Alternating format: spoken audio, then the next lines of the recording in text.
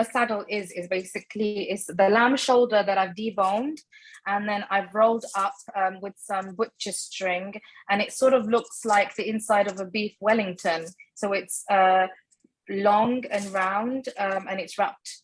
It's curled all the way. I've only seasoned it with salt and pepper on the inside. I've wrapped it up with a butcher string and kept it in the fridge overnight so it holds shape. And then what I'm going to do is I'm going to create something called a trivet in a roasting dish. So I've got a sort of a medium-sized roasting dish, something that's sort of big enough for vegetables and your lamb. And it's about 3 to 4 inches deep. So a trivet is basically vegetables that you've got in your refrigerator or in your garden. I'm using carrots, which you can chop up roughly. It doesn't have to be beautiful. It's just gonna hold your lamb. It's gonna be the base. So I'm just gonna cut up these carrots.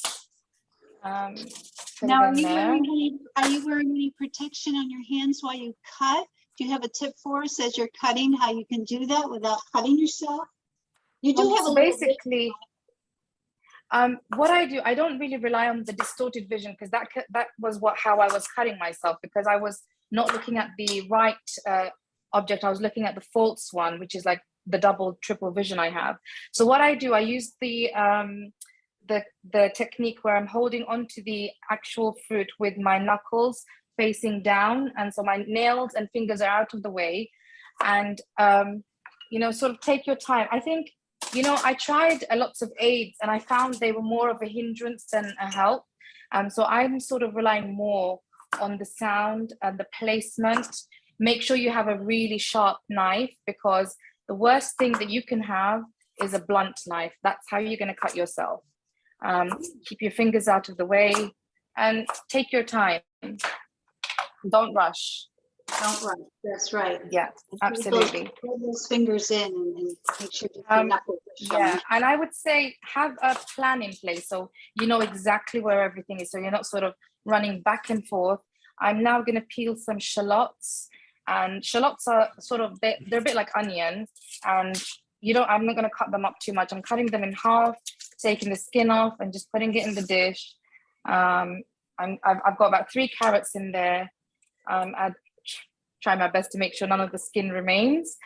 And the other thing I was going to say about the trivet, even if you have some skin on the onions or the carrots or the garlic, it's okay, because you're not going to eat that part. You can use it as a sauce, or you can make gravy out of it. I usually make a gravy out of it.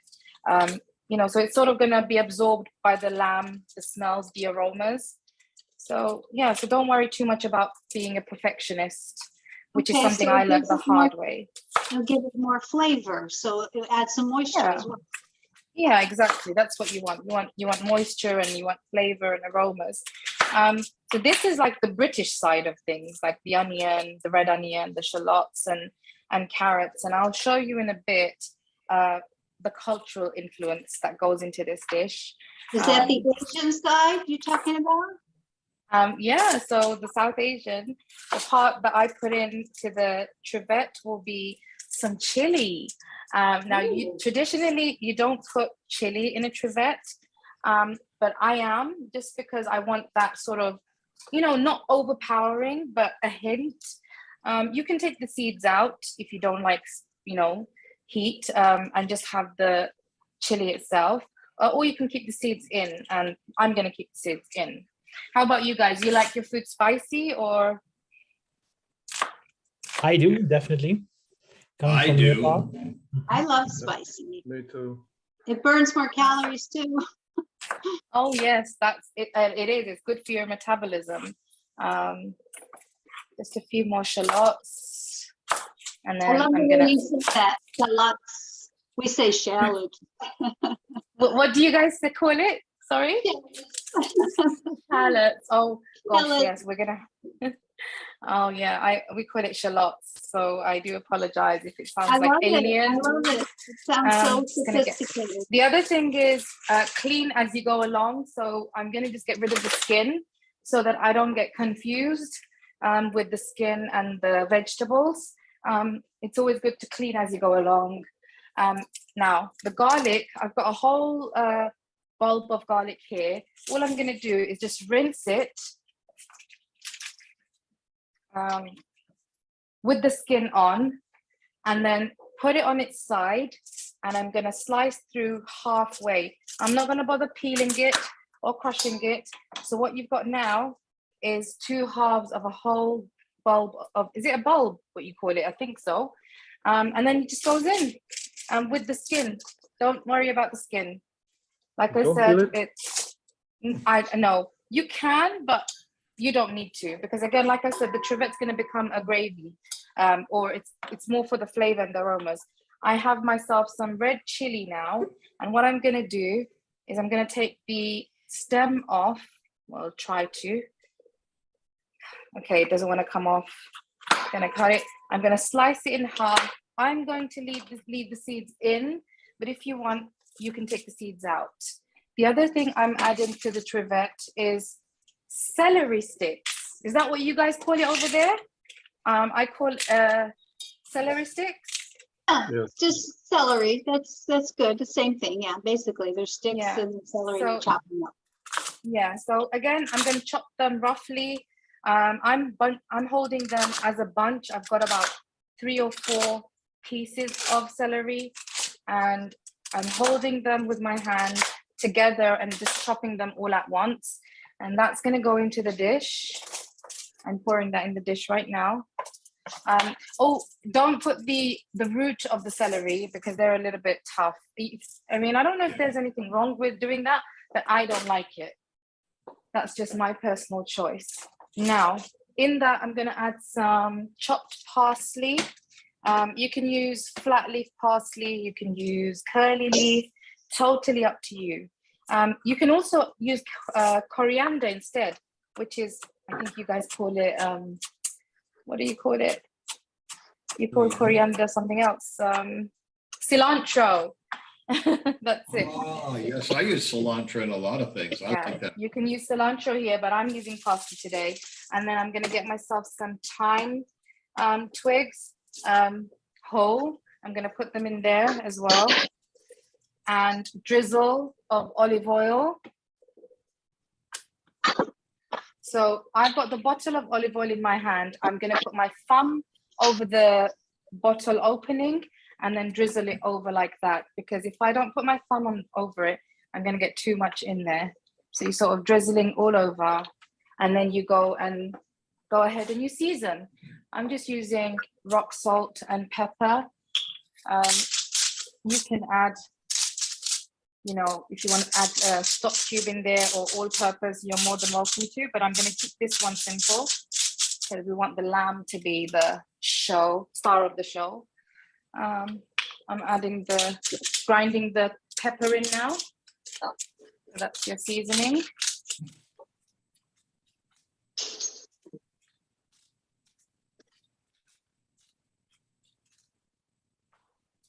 And just give it a little mix all the vegetables up, so you're sort of making sure the flavor goes in. And then I'm going to move on to the lamb.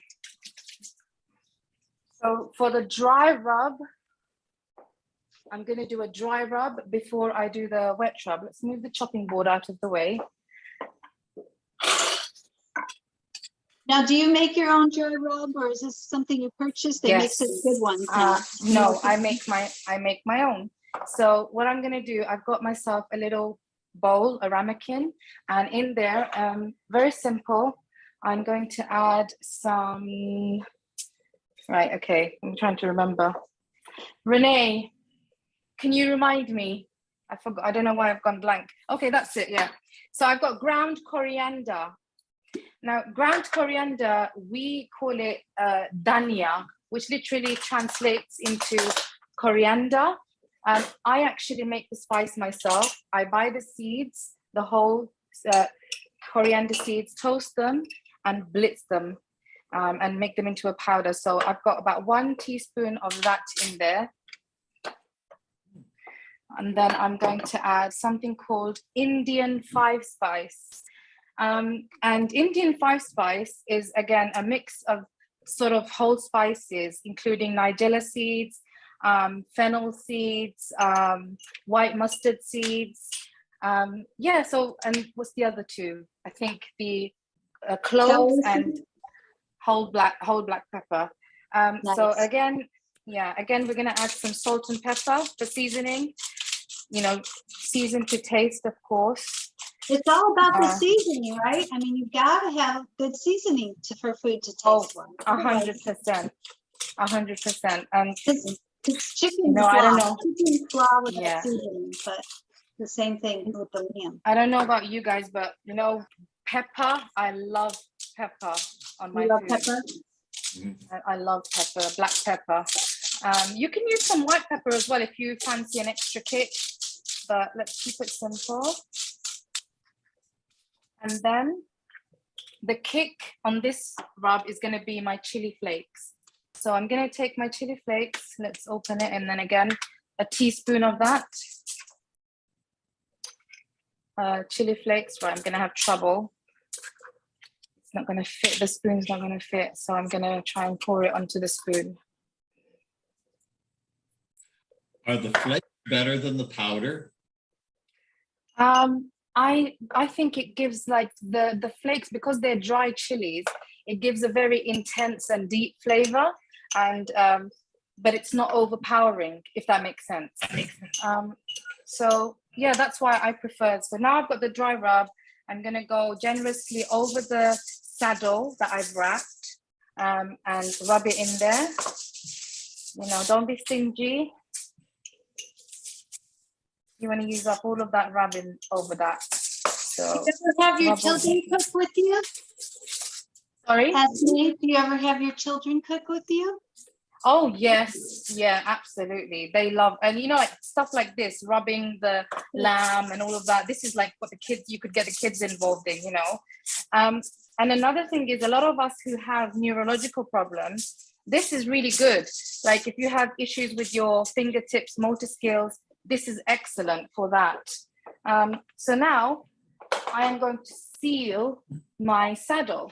I'm going to get myself a griddle pan, right? You can use a iron cast if you want, or just a normal non-stick frying pan if you have one, and put it on the highest possible heat. And we're going to seal the meat. While we're getting the pan ready, I'm going to make the wet rub.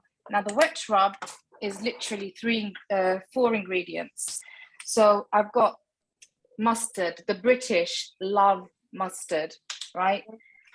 So that's, again, the British side of me. I'm going to use a 1 teaspoon of yellow mustard paste. And then I'm going to use 1 teaspoon of extra virgin olive oil.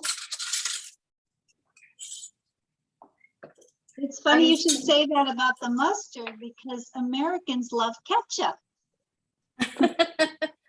You love mustard. We're always opposite with you guys. Yeah. Oh God, I've got 4 children. 2 of them love ketchup and 2 of them hate it. So yeah, dinner times are a little bit fussy around mine. And then I'm going to use something called liquid seasoning. I'm using the Maggi brand. I don't know if it's available in the US or around the world, but it's very, but you can use any vegetable or vegan liquid seasoning, but try and get the vegetarian one, so the vegan or the vegetarian one, not the meat liquid seasoning. This is really good. And again, I'm gonna go in with about 1 tablespoon of this. So when I'm measuring with tablespoons, I like to keep my fingertip on top of my measuring spoon so that I can feel it when it gets full. I don't know which technique you guys use, but I keep my fingertip on top of my measuring spoon so that I can feel it filling up. Obviously, I make sure my hands are very clean so that, you know. Right. That's a great tip. We do the same thing with drinks in a glass. Yeah. And then all that's left now is I know I said half of a lemon, but I'm gonna go a little bit less than half, because the piece of lamb that I've got now is a little bit smaller than what I usually use. So lemon, 1/4 of a lemon juiced. You can use bottled lemon juice if you want. You don't have to, it doesn't have to be fresh lemon. So that's my wet marinade ready. So now the pan's nice and hot. Let's get the meat on. So I'm using some tongs. They're quite big, and I'm using one of my hands to lift the meat and carry it onto the pan. And I don't know if you guys can hear that sizzle. Heard the sizzle, yeah. I love that sound. I love that sizzle. So you want the pan to be sizzling hot. You don't need to put any oil or any grease on the pan, because the lamb has got a nice bit of fat on the outside, so that's going to be suffice, you know. What kind of and then you just Esme, do you use a skillet, an iron skillet, or do you use stainless steel? So the one I'm using is called a non-stick griddle pan. Griddle. So it's a bit, so it's a bit like, you know how you make your grilled sandwiches. It's one of those. You can use a skillet. You can use a non-stick frying pan. As long as it's something non-stick, it's fine. Okay. So we're just going to seal that all around. And then turn it.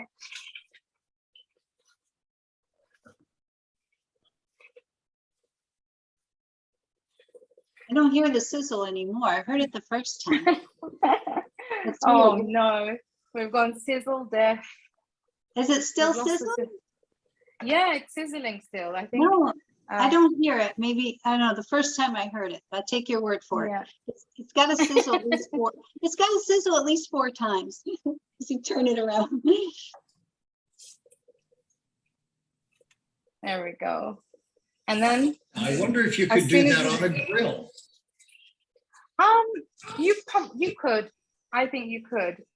You could possibly do it in your grill. Yeah, I don't see why not. Okay. I just like the sound of the sizzle. Me as too. Renee said. It's so satisfying. So that's sealed. Now you get your wet rub, give that a good mix, and let's turn that off. While it's still in the pan, I'm going to get myself a pastry brush and rub that wet rub on. So again, I've got all my equipment out on a plate, so I know exactly where everything is. You don't want to be looking for stuff when you're cooking, especially Christmas cooking. That can be quite stressful, can't it? Because you're doing so many elements, you know? I love you. You know exactly how we're feeling. Yeah. So let's make sure the wet rub is going everywhere.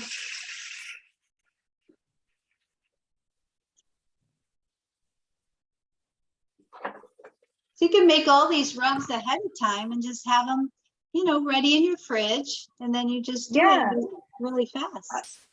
Yeah, so sometimes you can even, what I've done, seal it, and then you can actually freeze it. You can wrap it well, and you can freeze it ahead of time, and then it's ready to go. Wow. So remember the trivet. Now the meat is gonna go on top of the trivet, like so.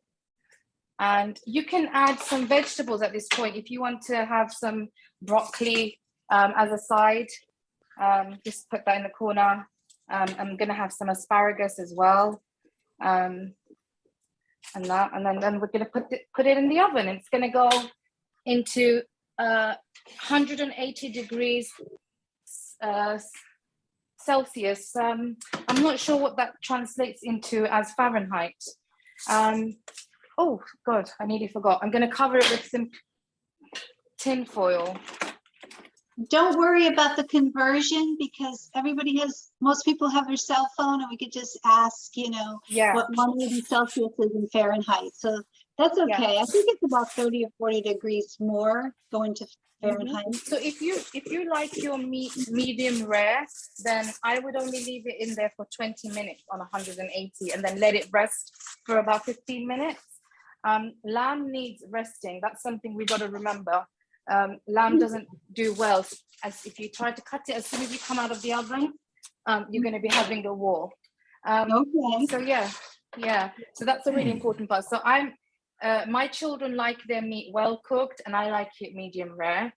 But yeah, so that's something that happens in our house a So you lot. want to make sure that the lamb, your lamb has to rest after it cooks. How about the cook? Does the cook rest after she cooks? Yes, with a lovely glass of red. Oh, yes, And then- cooking with wine. Esme, I have a quick Yes, question for you. Approximately how much did that piece weigh?